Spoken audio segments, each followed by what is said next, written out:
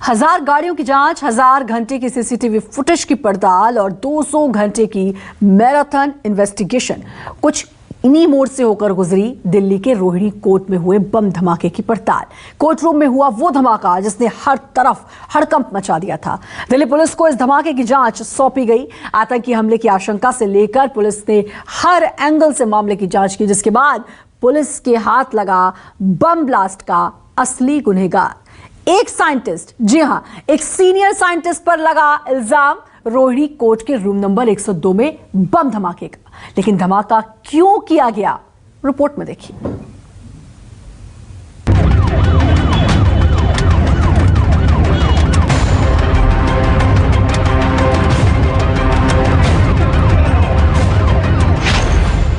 Rohini court में bomb blast, कैसे हुई आरोपी की तलाश।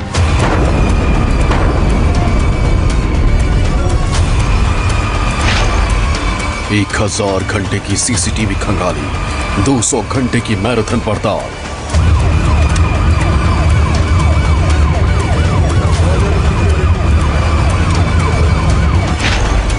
ब्लैक बैग से मिला सुराग, साइंटिस्ट की साजिश बेनकाब।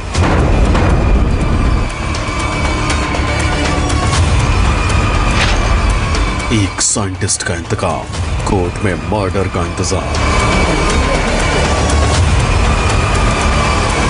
अदालत वो जगह जहां कानून की रोशनी में इंसाफ होता है, लेकिन इसी अदालत में एक शख्स ने गुनाह को अंजाम दिया।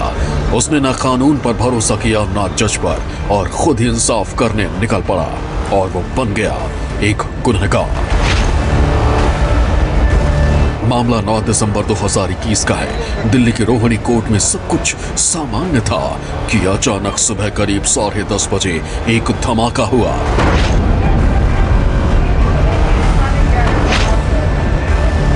धमाका कोर्ट रूम नंबर 102 में हुआ था, जिसके बाद हड़कंप मच गया।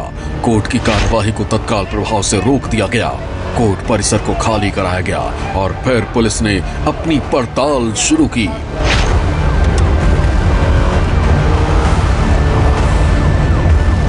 शुरुआत में कहा गया कि धमाका लैपटॉप में हुआ, लेकिन जब तस्वीर सामने आई तो मामला साफ होते देर नहीं लगी। धमाका टिफिन बम के जरिए किया गया था। मामले की जांच स्पेशल सेल को सौंपी गई और शुरू हुई मैराथन पड़ताल।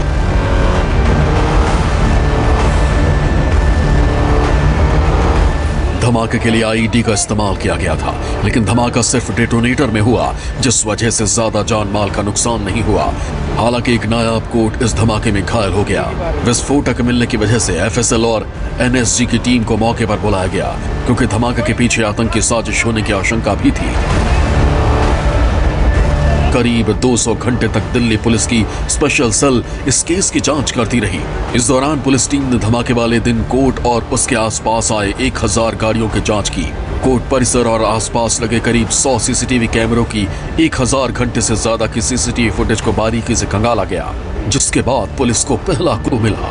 दरअसल पुलिस की सीसीटीवी फुटेज में एक शख्स ब्लैक बैग के साथ दिखाई दिया और इसी बैग ने दिया गुनहगार का पता, जिसके बाद सामने आई एक साइंटिस्ट के इंतकाम की कहानी, जिसने कोर्ट में मर्डर का इंतजाम किया था। रोहिणी कोर्ट में ब्लास्ट करने के लिए साइंटिस्ट भरत भूषण ने बेहद ही फुल प्रूफ प्लानिंग की थी। वो 2 बैग लेकर कोर्ट के अंदर घुसा और 1 बैग लेकर उसके बाद कोर्ट रूम से बाहर आ गया, लेकिन उसे नहीं पता था कि यही बैग उसे सलाखों के पीछे पहुंचा देगा। जी हां, दिल्ली पुलिस का दावा है कि रोहिणी कोर्ट में धमाके के पीछे भारत भूषण कटारिया नाम के इस वैज्ञानिक का शातिर दिमाग था, जिसने बेहद करीने से बम धमाके की साजिश बुनी थी और कोर्ट की सुरक्षा में सींध लगाते हुए कोर्ट रूम तक पहुंच गया था। रोहिणी कोर्ट में धमाके के लिए भारत भूषण ने करीब 1 महीने तक की तैयारी की। उसने पहले बम बनाने का सामान इकट्ठा किया और उसके बाद वो जाकर रोहिणी कोर्ट में लगातार रेकी करता रहा। वो पहले भी केस के सिलसिले में अक्सर रोहिणी कोर्ट आया जाया करता था, लिहाजा वो वहाँ की बारीकी और खामियों से अच्छी तरह वाकिफ था और 9 दिसंबर को उसने उसी खामी का फायदा उठाते हुए कोर्ट रूम के अंदर तक बम को पहुँचा दिया। बकौल पुलिस कोर्ट रूम तक पहुंचने के लिए इसने वकील की ड्रेस पहनी थी ताकि कोई इस पर शक ना करे। इसी तरह का तरीका 24 सितंबर को रोहिणी कोर्ट में गैंगस्टर गोगी की हत्या करने वाले शूटर्स ने अपनाया था और इसमें भारत भूषण नाम का यह साइंटिस्ट कामयाब हो गया। और पुलिस के सामने नई चुनौती खड़ी कर दी। करीब 200 घंटों की जांच पुलिस के लिए बेहद चुनौतीपूर्ण रही, लेकिन एक और चुनौती अब पुलिस के सामने जरूर मुंह बाए खड़ी है। दरअसल सुरक्षा में जिस सुराख का फायदा भारत भूषण ने उठाया, उस सुराख का कोई और फायदा ना उठा सके, इसके लिए पुलिस को कड़े कदम उठाने की जरूरत है, वरना आने वाले दिनों में भी इस तरह की घटना से इनकार नहीं किया जा सकता। दिल्ली पुलिस का दावा है कि उसने आरोपी के खिलाफ तमाम सबूत जुटा लिए हैं। पुलिस ने आरोपी के घर की तलाशी ली तो वहां से पुलिस को वकील की वो ड्रेस बरामद हुई जिसका इस्तेमाल इसने कोर्ट रूम तक पहुंचने के लिए किया था। इसके अलावा जिस विस्फोटक का इस्तेमाल धमाके में किया गया, उसकी कुछ सामग्री भी आरोपी के घर से बरामद हुई। जो बैग लेके ये गए थे कोर्ट कॉम्प्लेक्स में, उनसे रिलेटेड मटेरियल्स इनके घर पे मिले। वकील जो काले रंग का कोट और पैंट पहनते हैं वो पहन के आए थे, और ये कपड़े भी इनके घर से रिकवर किए गए।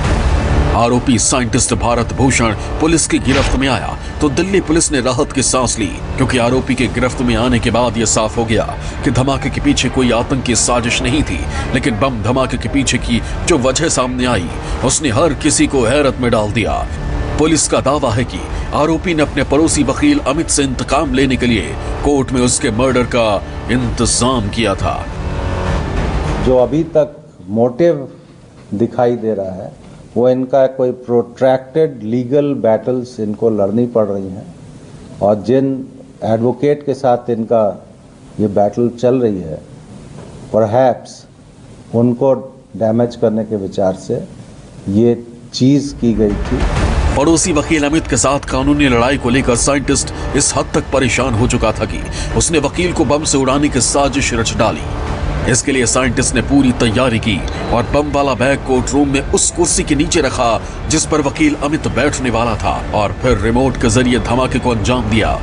बकौल पुलिस, आरोपी ने 2 व्हीलर में इस्तेमाल होने वाली एंटी थेफ्ट डिवाइस के सिस्टम का इस्तेमाल बम बनाने में बतौर रिमोट किया था। पुलिस ने इस केस को भले ही सुलझा लिया है, लेकिन 3 महीने के भीतर कोर्ट में हुई दूसरी सनसनीखेज वारदात ने रोहिणी कोर्ट की सुरक्षा पर सवाल खड़े कर दिए हैं। ऐसे में पुलिस को हर उस कमी को दूर करना होगा जिसका फायदा उठाकर अपराधी कोर्ट परिसर में वारदात को अंजाम दे रहे हैं। विमल कौशिक, दिल्ली न्यूज़ 24। नमस्कार, मैं हूं मानक गुप्ता। अगर आपको हमारा ये वीडियो पसंद आया हो तो इसे लाइक और शेयर जरूर करें, और हाँ, हमें सब्सक्राइब और फॉलो करना ना भूलें ताकि आप देश और दुनिया की कोई खबर मिस ना करें। तो जुड़े रहिए हमारे साथ और देखते रहिए न्यूज़ 24।